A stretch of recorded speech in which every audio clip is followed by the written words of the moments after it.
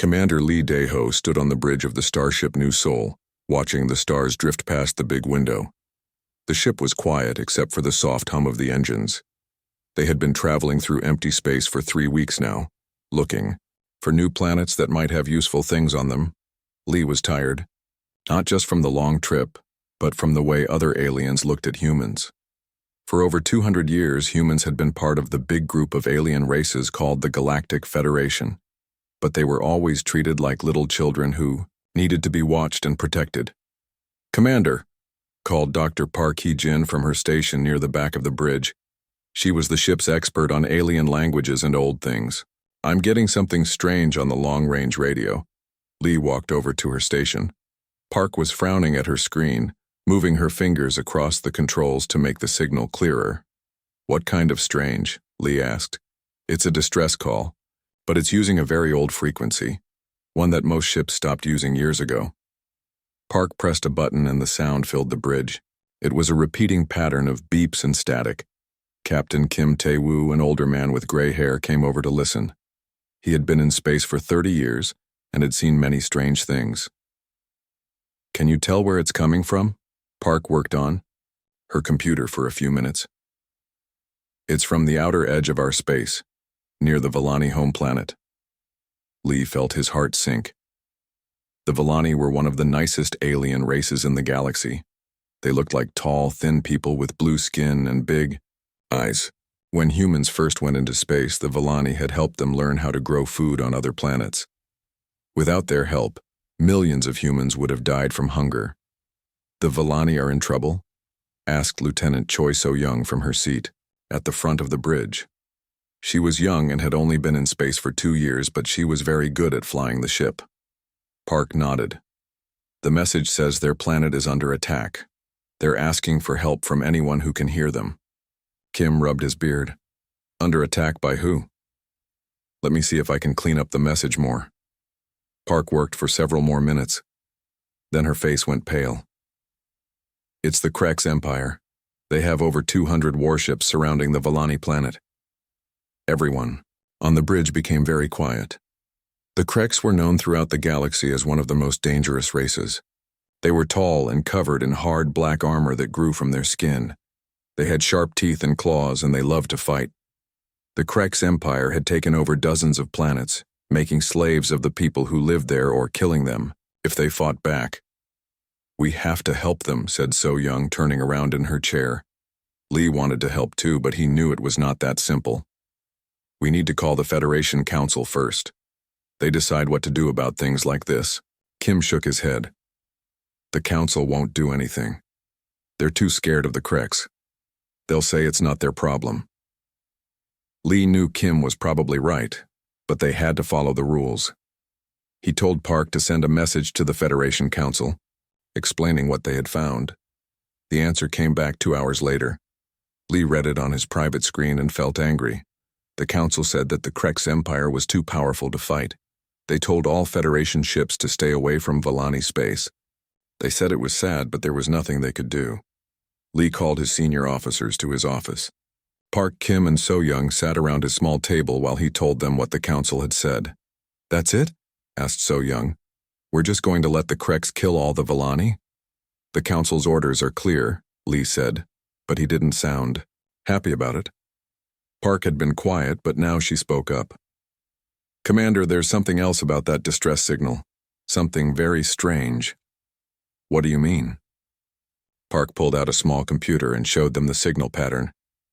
"This frequency, the one the Villani are using, I've seen it before, in old Earth records." Kim leaned forward. "Earth records?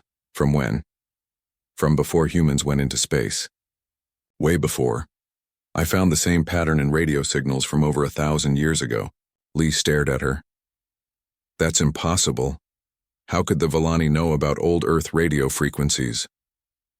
"They don't," Park said quietly. "I think someone else taught them to use it. Or maybe—" She stopped talking and looked worried. "Maybe what?" Lee asked. "Maybe this frequency has been used before, by Earth, when we were in terrible danger." So-young looked confused. "What are you talking about?" Park took a deep breath. I've been studying old Earth history for years. There are stories, old stories about times when Earth was in great danger. Wars, invasions, disasters, and sometimes during the worst times, strange things happened. What kind of strange things? Kim asked. People doing impossible things, moving faster than anyone should be able to move, lifting things that were too heavy, knowing things they shouldn't know. And always, there were radio signals on the same frequency right before it happened. Lee felt a chill run down his back. You think the Villani are using this frequency on purpose, to call for some kind of help? I don't think the Villani know what they're doing, Park said. But I think someone else does. Someone who wants us to hear this signal. The room was quiet for a long time. Finally, Kim spoke. Even if all of this is true, what can we do? We have one ship with 300 people. The Kreks have 200 warships. Lee stood up and walked to the small window in his office. He could see the stars outside, looking cold and distant. Somewhere out there, the Villani were dying. The same people who had saved humanity from starvation were now facing extinction, and the Federation was too scared to help. We're going to answer the call, Lee said finally. Commander? So Young asked. Lee turned around to face his officers. The Federation may be too scared to fight the Kreks, but I'm not. The Villani helped us when we needed it most. Now it's our turn to help them. Sir, with respect, Kim said, we don't stand a chance against 200 Kreks warships. Maybe not, Lee said. But Park is right. There's something strange about this signal. Something that connects to Earth's history. I think we need to find out what that is. Park nodded. I want to study more old Earth records while we travel. Maybe I can find out why this frequency is so important. So Young, Lee said, change our course. Set a heading for Villani space. The young officer smiled. Yes, sir. Kim, get the ship ready for whatever we might face out there. The old captain stood up. I think you're crazy, Lee, but I also think you're right. The Villani deserve better than being abandoned by their friends. As his officers left to do their jobs, Lee stayed by the window. He didn't know what they would find when they reached Villani space. He didn't understand what Park had discovered about the strange signal, but he knew one thing for sure. Humanity owed the Villani a debt, and he was going to pay it no matter what the cost. The new Soul changed course, heading toward the outer edge of known space. Behind them, the Federation Council continued to debate and worry. Ahead of them, the Kreks Empire prepared to destroy an entire race of peaceful people. But something else was happening too. Deep in the files of Earth's oldest computers, ancient programs were starting to wake up. Programs that had been waiting for centuries for the right signal. The same signal that was now echoing through space, calling for help. The SOS that would change everything was about to be answered. Dr. Park Hyojin had not slept for 2 days. Her small office was filled with papers, computer screens, and old books that she had brought from Earth. She was trying to understand the mystery of the strange radio frequency, and what she was finding scared her. Computer, show me all radio signals from Earth between the years 1200 and 1300, she said to the ship's main computer. The screen filled with information. Most of it was normal, weather reports, military messages, and other everyday things. But hidden in all of that normal information, Park found what she was looking for. 3 times during those 100 years, the same strange frequency had appeared. Each time it had lasted for exactly 7 hours and 33 minutes. Park called Dr. Yoon Ji-hwan to her office. Yoon was an expert on old wars and codes. He was a thin man with thick glasses who loved to solve puzzles. Look at this, Park said, showing him the dates. 1215, 1241, and 1279. Do those years mean anything to you? Yoon studied the information carefully. After a few minutes, his eyes went wide. These are all years when Earth was invaded. Invaded by who? 1215 was when the Mongol Empire attacked Europe. 1241 was when they attacked again, but this time they suddenly stopped and went home for no reason anyone could understand. And 1279. Yoon paused.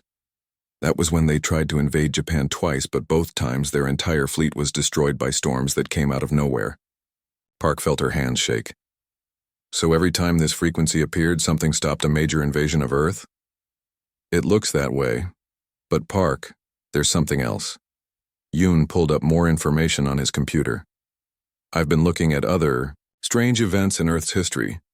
Every time there was a great danger to large numbers of people, weird things happened. What kind of weird things?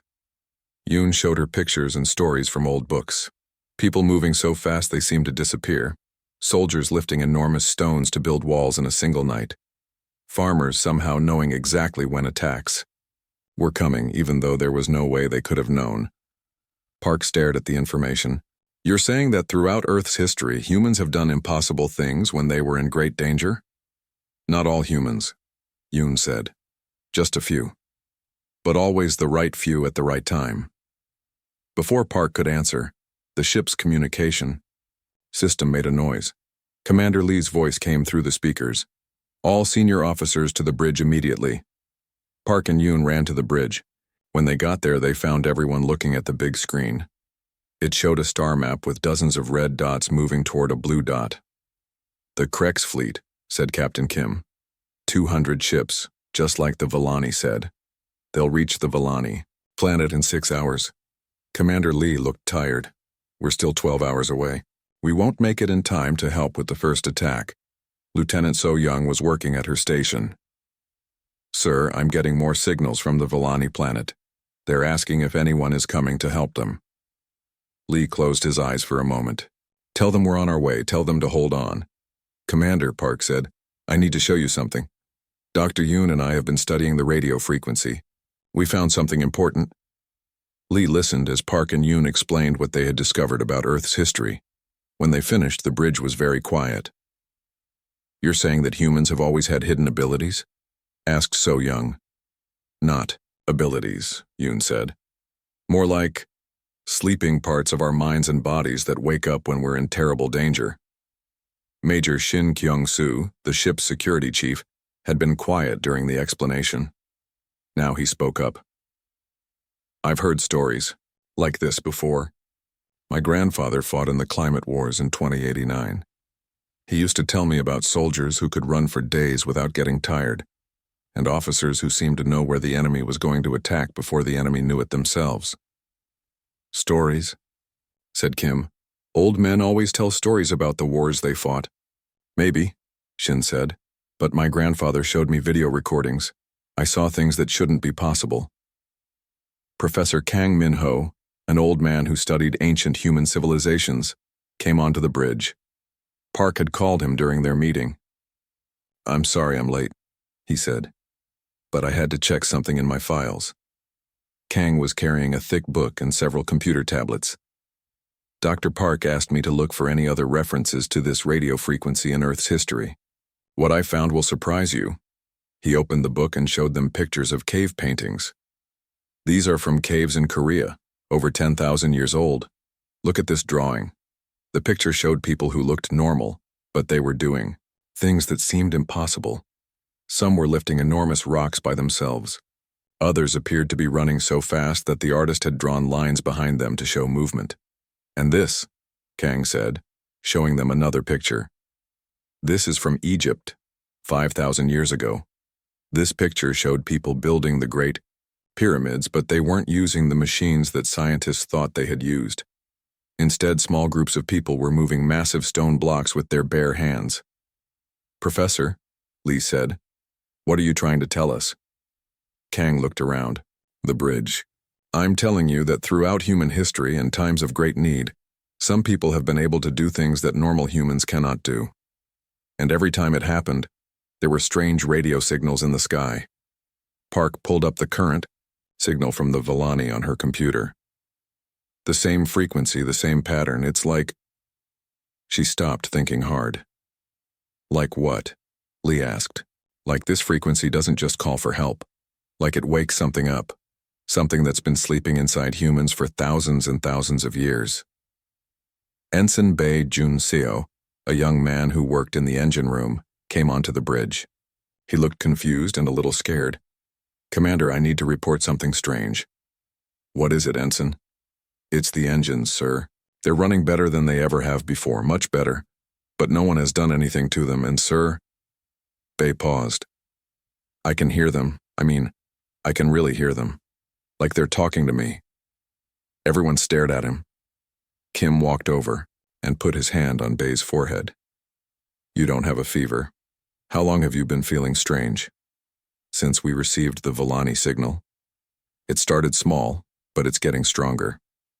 I know exactly how fast we're going, how much fuel we have left, and when we need to do maintenance, all without looking at any computers. Dr. Yoon looked at Park. It's starting. What's starting? Lee asked. The awakening, Park said quietly. The same thing that happened to humans throughout history when they heard this frequency.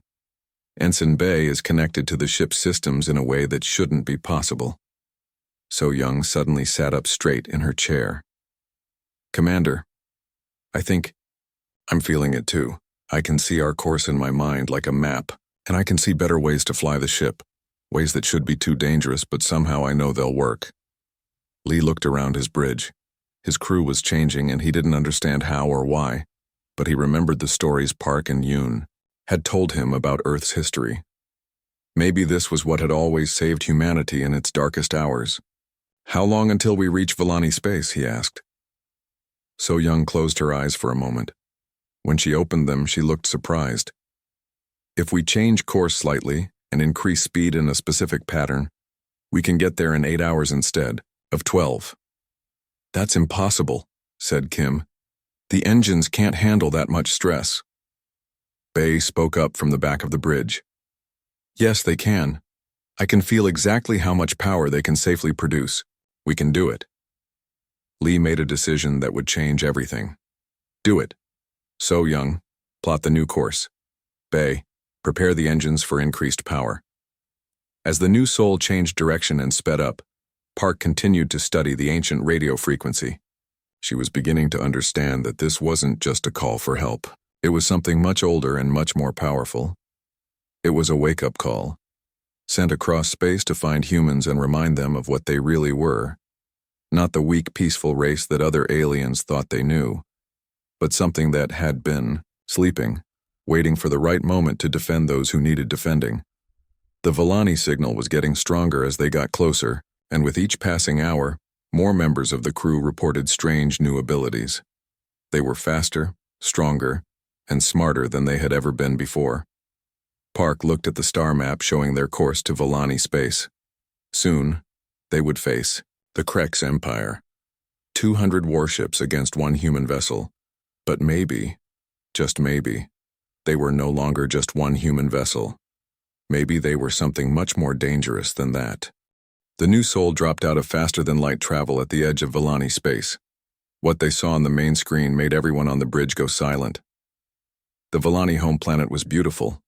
A blue and green world with white clouds, much like Earth. But surrounding it was the largest war fleet that any of them had ever seen. 200 Krex warships hung in space like black metal sharks, their weapons pointed at the planet below.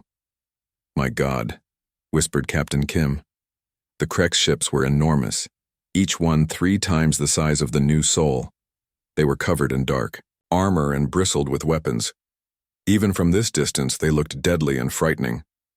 Commander, said Lieutenant So Young, I'm detecting Villani ships trying to defend their planet. 12 small vessels against 200 Krex warships. Commander Lee watched as tiny explosions lit up the space around the planet. The Villani were brave, but their small ships were no match for the Krex fleet. Even as he watched, 2 more Villani defenders were destroyed.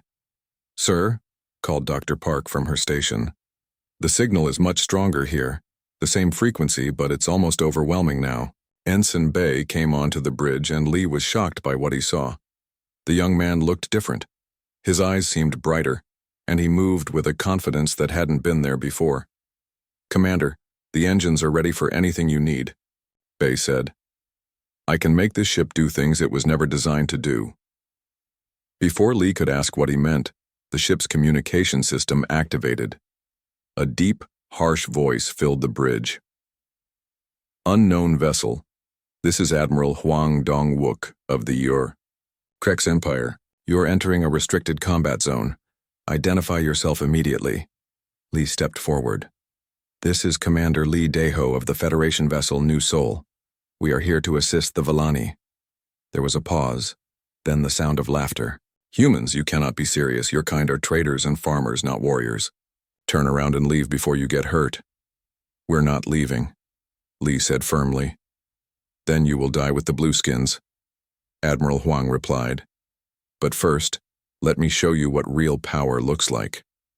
On the screen, they watched as 50 Kreks ships fired their main weapons at the planet below.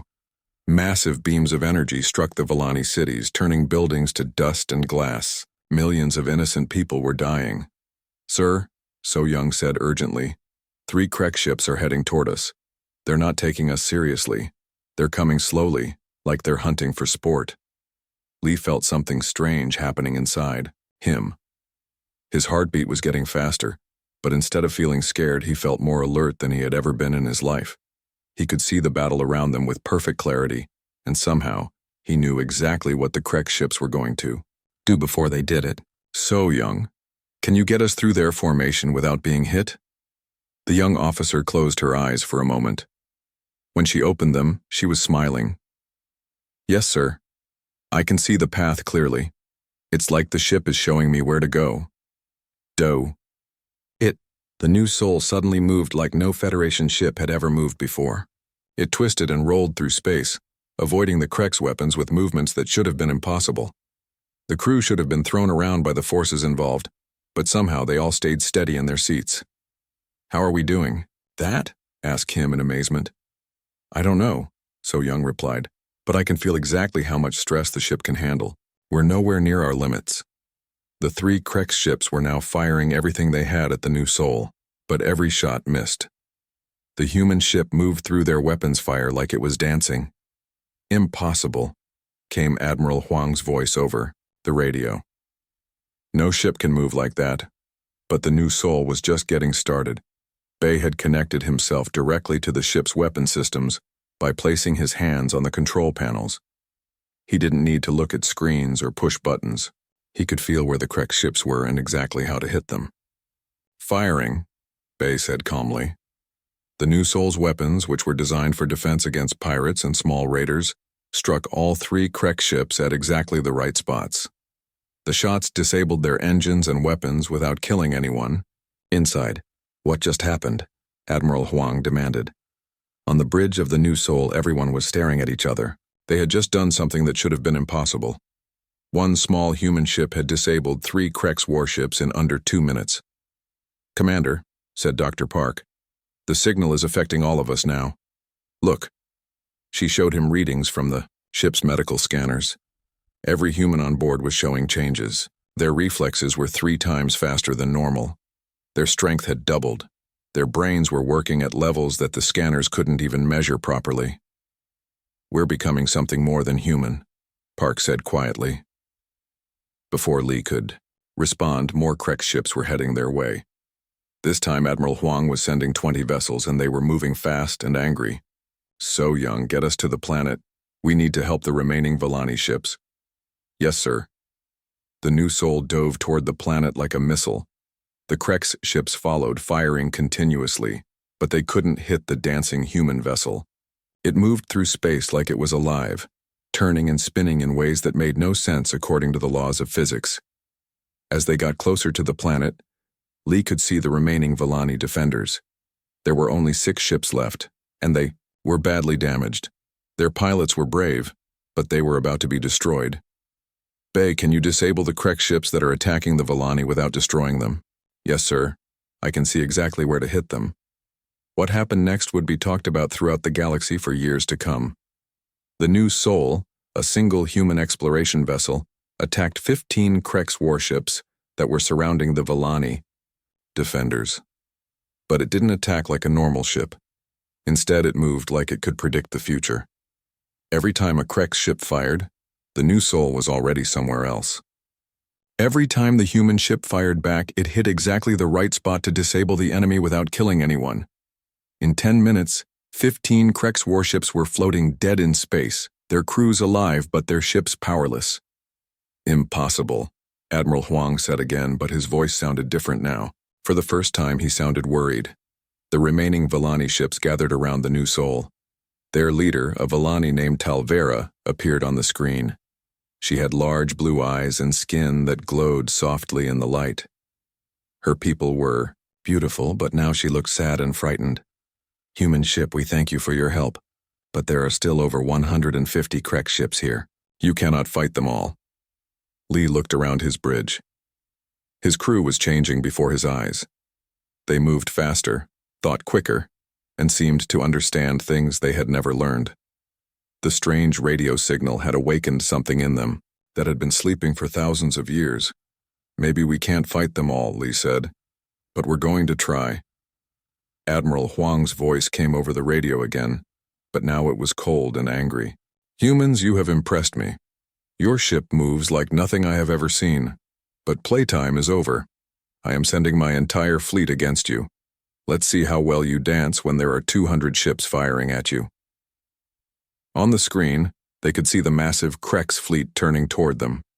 Hundreds of weapons were powering up, preparing to destroy the small human ship that had dared to challenge the mighty Krek's empire. But something was happening on Earth and on every human ship and colony throughout the galaxy. The same signal that had awakened the crew of the New Soul was reaching every human in space. For the first time in over 200 years, humanity was remembering what it really was. The descendants of the species that had survived ice ages, plagues, wars, and disasters were waking up. The race that had climbed to the top of the food chain on a dangerous planet was remembering how to fight. And Admiral Huang was about to learn why that was a very bad thing for anyone who threatened the innocent. "All ships, attack formation," came the Admiral's command. The largest space battle in this part of the galaxy was about to begin. On one side, 200 of the most powerful warships ever built. On the other side, one human exploration vessel whose crew was becoming something that the galaxy had never seen before. The battle for Villani space was about to show the universe what humans were really capable of when they stopped pretending to be weak. The space around the Villani planet erupted in light and fire as 200 Krek's warships opened fire on the New Soul. The amount of energy being thrown at the single human ship should have turned it into dust in seconds, but the New Soul was no longer moving like a normal ship. Lieutenant So Young had her eyes closed, her hands moving over the controls like she was playing a musical instrument. The ship twisted and spun through the storm of weapons fire, avoiding every shot with movements that seemed to bend the laws of physics. "This is impossible," Admiral Huang said over the radio. "No ship can dodge that much firepower." On the bridge of the New Soul, Commander Lee was amazed by what he was seeing. His crew was working together in a way that felt magical. Ensign Bay had his hands pressed against multiple control panels, and somehow he was controlling all of the ship's weapons at the same time. Every shot they fired hit a Krek ship in exactly the right place to disable it without killing anyone. "Sir," called Dr. Park, "I'm getting reports from Federation Space. Something incredible is happening." "What kind of reports?" Park's eyes were wide with excitement. "Every human settlement, every human ship, every human colony is reporting the same thing. People are changing. They're becoming faster, stronger, smarter. It's happening to all of us at the same time." Before Lee could respond, the ship's communication system came alive with new voices. These weren't Krek's or Villani voices. They were human. "New Soul, this is the cargo ship Golden Gate. We're 3 hours away from your position, and something amazing is happening to our crew. New Soul, this is Captain Ryu Hyunwoo of the research vessel Busan. My navigation officer is telling me we can reach you in 2 hours instead of 4. We're coming to help." More and more human ships were reporting in. Cargo vessels, research ships, even tourist liners were changing course to head for Villani space, and all of them were reporting that their crews were experiencing the same changes as the crew of the New Soul. "Admiral Huang," Lee said over the radio, "you might want to reconsider your attack." "Why? Because a few more human ships are coming? We will destroy them just as easily as we will destroy you." "I don't think you understand what's happening here," Lee replied. "You've awakened something that has been sleeping for a very long time." The battle continued to rage around them. The new Sol was now fighting 50 Krek ships at once, but instead of being overwhelmed, the human vessel seemed to be getting stronger. Bay was firing the ship's weapons faster than the computers said was possible, and every shot was perfect. So Young was flying the ship through formations of enemy vessels, threading between them like she could see the future. Several times, Krek's ships accidentally fired on each other when the new Sol suddenly moved out of the way at exactly the right moment. "How are they doing this?" Admiral Huang demanded over an open radio channel to his fleet. "Sir," came a reply from one of his ship commanders, "our computers show that the human ship is performing maneuvers that require reaction times of less than 1/100th of a second. That's faster than any known biological nervous system can work." "Then how are they doing it?" "We don't know, sir." Meanwhile, on Earth, something extraordinary was happening. Dr. Lim Ne Young, a geneticist working in Seoul, was watching her computers with amazement. Every human on the planet was showing the same changes that she was detecting from the space battle reports. "Computer, run a full genetic analysis of the current human population," she ordered. The results came back in minutes, and Dr. Lim could hardly believe what she was seeing. Hidden sequences in human DNA that had been dormant for thousands of years were suddenly becoming active. Parts of the genetic code that scientists had always assumed were useless were now functioning at full capacity. "It's like we're becoming what we were always meant to be," she said to herself. Back in space, Fleet Admiral Oh Sang-woo was leading a group of 30 human ships toward the battle. But these weren't warships. They were cargo haulers, research vessels, and civilian transports that had been pressed into service. "Admiral," said his navigation officer, "at our current speed, we'll reach the battle in 90 minutes. Can we go faster?"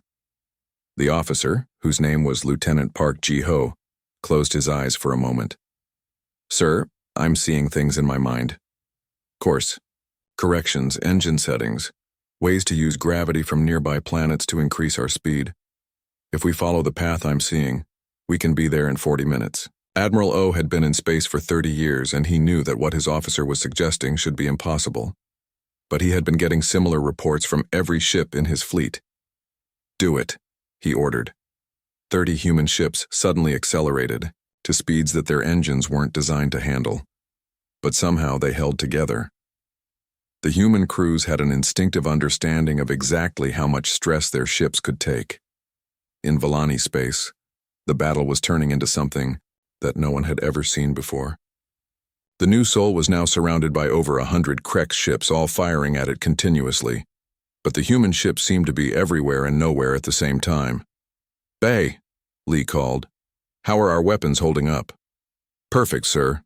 It's like I can feel every component in the system. I know exactly how much heat they can handle, how fast they can fire, how much power they need. We can keep this up for hours." Captain Kim, who had been watching the battle in amazement, finally spoke up. "Commander, in 30 years of space travel, I've never seen anything like this. We're not just fighting better than we should be able to, we're fighting better than anyone should be able to." Dr. Park looked up from her station. "Captain, I think I understand what's happening. The signal didn't just wake up hidden abilities in our minds and bodies. It connected us to our ships, to our technology, in a way that makes us and our machines work as one unit." "You mean we're not just smarter and faster," Lee said. "We're connected to everything around us." "Exactly. Bay isn't just operating the weapons. He's become part of the weapon system. So Young isn't just flying the ship, she's become part of the navigation system." As if to prove Park's point, So Young suddenly opened her eyes and smiled. "Commander, I can feel Admiral O's fleet approaching. 30 ships arriving in now." The space around them suddenly filled with human vessels. They weren't impressive, warships like the Krek's fleet, but they moved with the same impossible grace as the new Sol. Cargo ships dodged weapons fire that should have destroyed them. Research vessels fired mining lasers with pinpoint accuracy. "What is this?" Admiral Huang screamed over the radio. "How are cargo ships fighting like warships?" "Because they're not just cargo ships anymore," Lee replied calmly. "They're human, ships with human crews who have remembered what we really are." The battle that followed would be studied by military historians for centuries. 31 human vessels, most of them civilian ships, fought against 200 Krex warships and won. Not by using superior weapons or armor, but by moving and thinking and fighting as if they were all part of a single massive organism. The human ships didn't just avoid enemy fire. They seemed to predict where every shot would be fired before the Krex even pulled their triggers. They didn't just hit their targets. They hit them with surgical precision, disabling weapons and engines while leaving the crew compartments untouched. In 2 hours of fighting, the human fleet disabled over half of the Krex ships without killing a single enemy soldier. Impossible, Admiral Huang said, but his voice now sounded tired and defeated. This cannot be happening. Admiral, came a voice from one of his ship commanders. Our battle computers are showing something very strange. What now? The human ships aren't just fighting as individual vessels. They're fighting as if they were all controlled by a single mind. They coordinate their movements perfectly. They never duplicate effort. They never leave gaps in their formation. It's like they're all parts of one giant ship. Admiral Huang looked at his tactical display and realized that his commander was right. The human fleet moved like a school of fish, or a flock of birds, each ship knowing exactly where all the others were and what they were doing. But the most frightening thing was that more human ships were arriving every hour, and every new ship that arrived was just as impossible to fight as the first ones. Sir, another commander reported, we're detecting a massive human fleet approaching from Federation space, over 200 ships. Admiral Huang stared at his screens. For the first time in his military career, he was facing an enemy that he didn't understand and couldn't defeat. All ships, he ordered, begin withdrawal from Villani space. Sir? His fleet commander asked in surprise. You heard me. We're leaving. Now. As the Krex fleet began to retreat, Commander Lee opened a communication channel to Admiral Huang. Admiral, before you go, I want you to understand something. For over 200 years, humanity has been peaceful because we chose to be peaceful, not because we were weak. What are you saying? I'm saying that if you ever threaten innocent people again, anywhere in this galaxy, we'll be waiting for you. And next time, we might not be so gentle. The Krex fleet jumped to faster than light speed and disappeared, leaving behind their disabled ships to be rescued later. Below them, the Villani planet was safe. The gentle blue people who had helped humanity so long ago were free because humans had remembered how to fight. 3 weeks after the battle at Villani space, President Nam In-Su stood before the Galactic Federation Council. The Great Assembly Hall was filled with representatives from hundreds of alien races, all of them staring at the human leader with mixtures of fear, curiosity, and respect.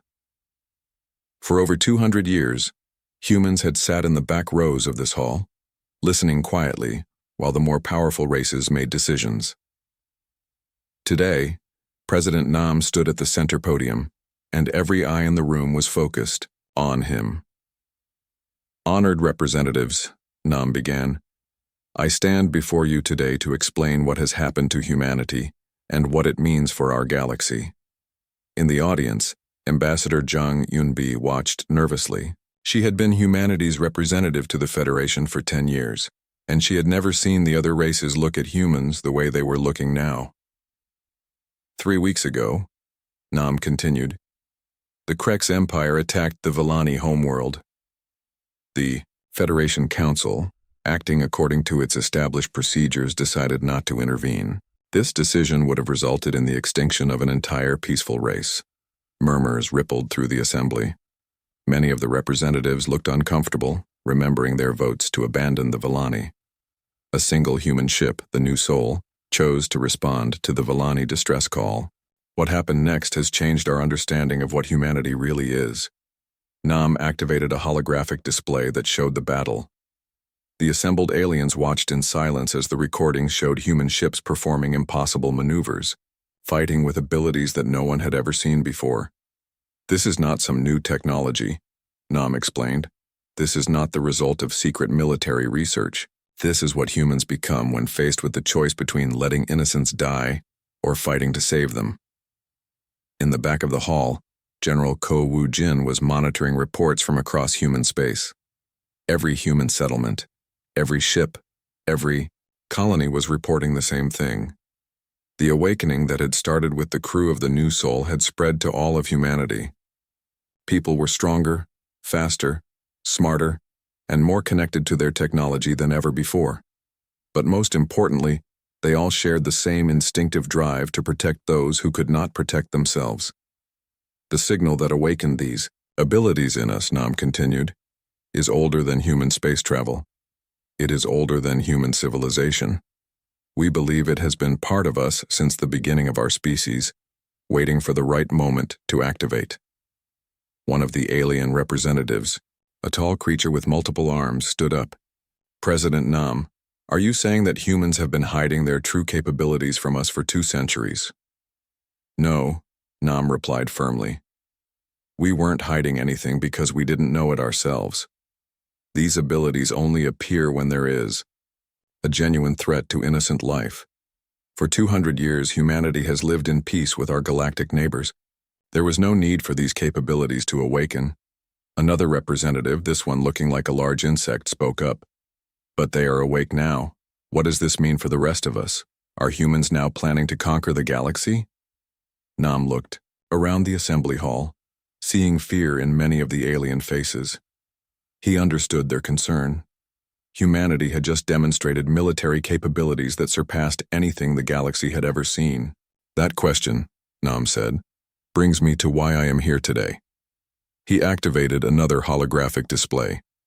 This one showed human ships throughout the galaxy, but they weren't attacking anyone. Instead, they were helping. Human vessels were protecting, trade routes from pirates helping with disaster relief on planets hit by natural disasters, and sharing medical supplies with colonies that needed them. Since the awakening began, human behavior hasn't changed in the way you might expect. We haven't become conquerors or bullies. Instead, we've become protectors. Our enhanced abilities come with an enhanced drive to help those in need. Commander. Lee Dae-ho, who was in the audience as a special guest, smiled as he watched the presentation. In the weeks since the battle, he had seen this protective instinct in action throughout human space. It was as if the same signal that had awakened their fighting abilities had also awakened their compassion. I am here today, Nam continued, to propose a new role for humanity in the Galactic Federation. Not as conquerors, but as guardians. The assembly hall erupted in discussion. Some aliens seemed excited by the idea, while others appeared worried. The leader of the Federation Council, an ancient being called the Eldest, raised one of his many tentacles for silence. President Nam, what exactly are you proposing? I propose that humanity becomes the galaxy's peacekeeping force. When disputes arise between races, we will mediate. When aggressive empires threaten peaceful worlds, we will intervene. When natural disasters or other emergencies occur, we will respond. And in return? Asked the Eldest. Nothing, Nam said simply. We ask for nothing in return except the right to do what we are apparently designed to do. Protect those who cannot protect themselves. Dr. Park Hee-jin, who was also in the audience, was still studying the mysterious signal that had started everything. Her research had revealed something fascinating. The signal wasn't just random. It was intelligent, and it seemed to be connected to some kind of ancient network that spanned the entire galaxy. She believed that humanity wasn't the only species with hidden capabilities. The signal was trying to awaken the protective instincts in other races too. But for some reason it worked most effectively on humans. There is one more thing you should know, Nam said to the assembly. The abilities that have awakened in humanity are not unlimited. They only function when we are genuinely trying to protect innocent life.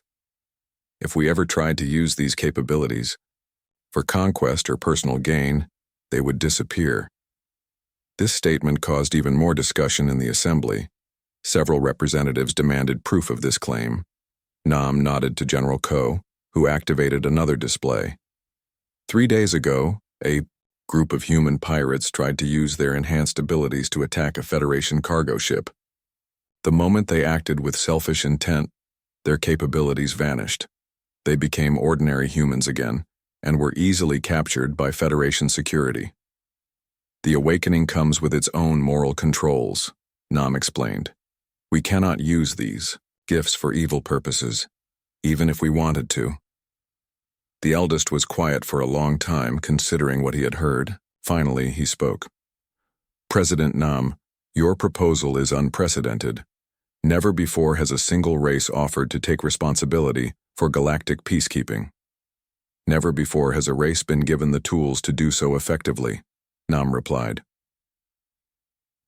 The vote was close, but in the end, the Federation Council agreed to humanity's proposal. By a margin of 51%, they officially recognized humans as the galaxy's protectors and peacekeepers. As President Nam left the assembly hall, Ambassador Zhang caught up with him. Mr. President, do you really think we can handle this responsibility? Nam looked back at the Great Hall where representatives from hundreds of worlds were still debating what humanity's new role would mean for their civilizations. Aunbi, 3 weeks ago I would have said no, but I've seen what our people have become. They're not just stronger and faster than before, they're better, more compassionate, more determined to do the right thing. And if we fail?